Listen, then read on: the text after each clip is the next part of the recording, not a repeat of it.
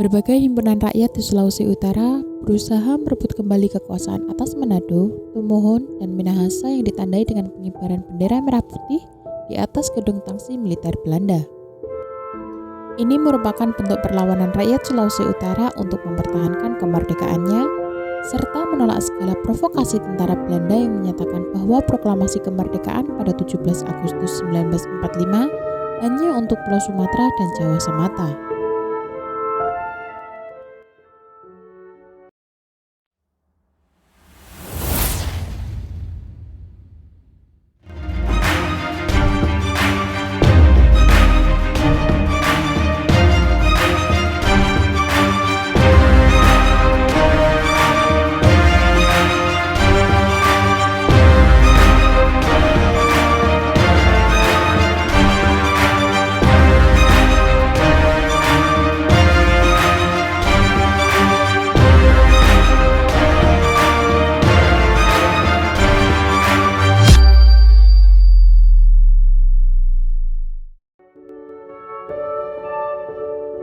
Berita dari proklamasi kemerdekaan Indonesia baru sampai di telinga rakyat Sulawesi Utara pada 21 Agustus 1945. Rakyat dengan segera mengibarkan bendera merah putih di setiap area. Kantor-kantor yang sebelumnya dikuasai oleh tentara Jepang direbut dan diduduki, lalu melucuti semua senjatanya.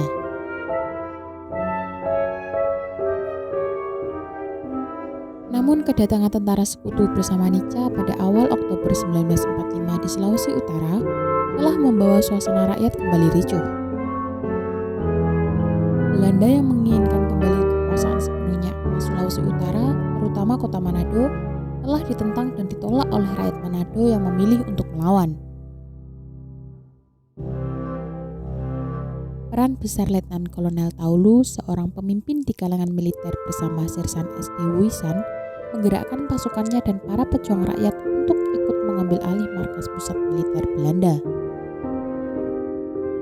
Orang-orang Belanda yang kembali berkuasa rupanya kurang menyadari bahwa setelah 1945, anggota Kenil di Minahasa mengalami perubahan, termasuk Sersan Taulu. Sersan Taulu sendiri merupakan anggota Kenil dari Minahasa yang mempunyai simpati terhadap Republik Indonesia. Taulu, Wuisan, dan anggota Kenil lain yang tidak suka kepada Belanda pernah mengadakan rapat rahasia. Kedua orang ini mempunyai banyak pengikut di kalangan kopral dan serdadu bawahan lainnya yang siap memberontak kapan saja.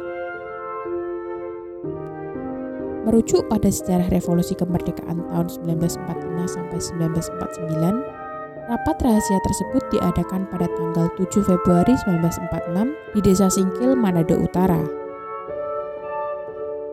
Lalu pertemuan berikutnya digelar di rumah Wuisan di Desa Titiwungan, Manado Selatan.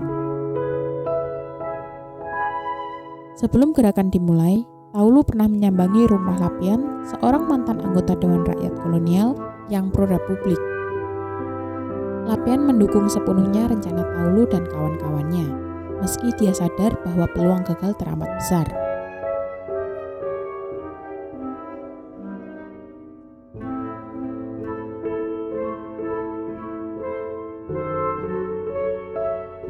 Februari 1946, polisi militer Belanda menahan Taulu dan Wuisan berdasarkan perintah Kapten Blum, seorang komandan garnison Manado. Anggota gerakan lain yang bukan berasal dari Kenil juga ditangkap, seperti Jan Rahasia dan Mat Cannon.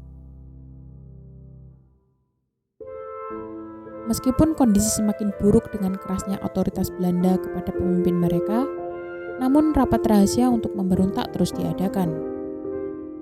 Tanggal 12 Februari 1946, pertemuan yang dipimpin Lapian sepakat untuk mempercepat dimulainya gerakan 2 jam lebih awal. Akhirnya Kopral Runtukahu dengan 8 orang bawahannya dari Kompi 7 mulai bersiap. Lalu pada 14 Februari 1946, mereka memulai pergerakan dengan merebut gudang senjata di asrama Teling 1. Berbekal senjata tanpa peluru, mereka berhasil mengelabui bintara piket dan bawahannya yang menjaga asrama dan gudang senjata. Mereka juga berhasil membebaskan Taulu dan Wuisan yang sebelumnya ditahan. Selanjutnya, Kenil Pro-Indonesia bersama pemuda-pemuda Republikan Manado bergerak untuk mencari dan menangkapi orang-orang Belanda yang bersembunyi.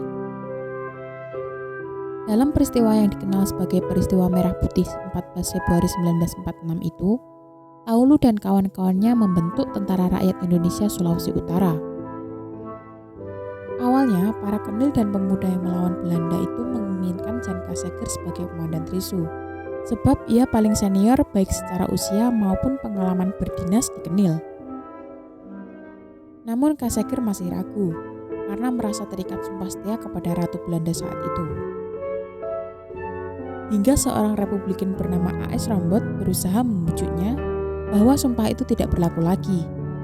Karena bagaimanapun, Kenil sudah bubar pada 8 Maret 1942 di Kalijati.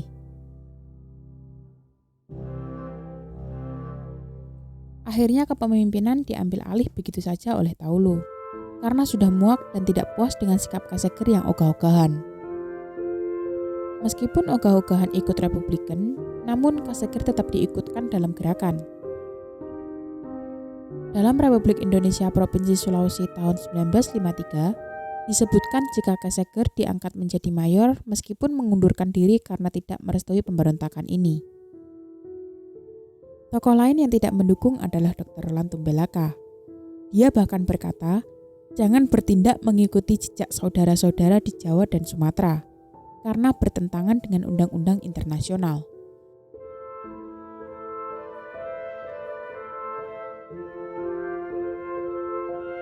Namun para pemuda pro-republik tak menggubris dan tetap pada sikapnya. Di sisi lain, otoritas Belanda terus berusaha memperkuat Kenil di Manado untuk kemudian menghadang Taulu dan kawan-kawannya. Hingga pada akhirnya kelompok-kelompok yang melakukan perebutan kekuasaan itu semakin melemah. Sebuah momen terjadi ketika pasukan pemuda Indonesia hendak menaikkan senjata ke atas truk di Teling Manado. Mereka ditodong senjata oleh pasukan Kenil pimpinan Kazegger, dan kejadian ini juga merupakan titik balik menguatnya pasukan Kenil. Akhirnya, Taulu sang komandan pergerakan tertangkap dan ditahan. Taulu dipenjarakan secara berpindah-pindah tempat, mulai dari Manado, kemudian pindah ke Makassar, Balikpapan, Jatinegara, sampai pada akhirnya 1949, Taulu baru dibebaskan dari tahanan Belanda. Sementara itu, Kazegger dipindahkan ke Jawa dan naik pangkat sebagai Mayor Kenil. Kazegger yang semakin berumur akhirnya tutup usia pada 1951 di Belanda. Huisan setelah 1950 menjadi perwira polisi RI, akhirnya ia diangkat menjadi Kepala Polisi Negara untuk daerah Sulawesi Utara dan Tengah, antara tahun 1950 sampai 1952. Di masa Orde Baru, Huisan juga ikut dalam Partai Golongan Karya, serta pernah menjabat sebagai anggota Dewan Perwakilan Rakyat. Sedangkan Taulu, sang komandan pemberontakan, juga menjadi sepuh yang terus dihormati. Taulu akhirnya tutup usia di Rumah Sakit Gatot Subroto pada 20 Mei 1969 dan jenazahnya dimakamkan di Taman Makam Pahlawan Kalibata, Jakarta.